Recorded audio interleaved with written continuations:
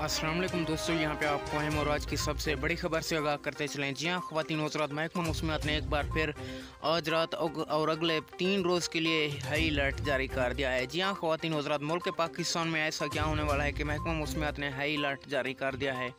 आज की इस वीडियो में आपको मुकम्मल तफसीलात से आगाह करूँगा, इसलिए आपने हमेशा की तरह इस वीडियो को आखिर तक लाजमी देखते रहना है। उससे पहले वीडियो को लाइक कर लें। मज़ीद अपडेट्स देखने और सुनने के लिए चैनल को भी लाजमी सब्सक्राइब कर लें, ताकि इस तरह की वीडियोस का नोटिफिकेशन आपको हर वक्त और सबसे पहले मिलता रहे।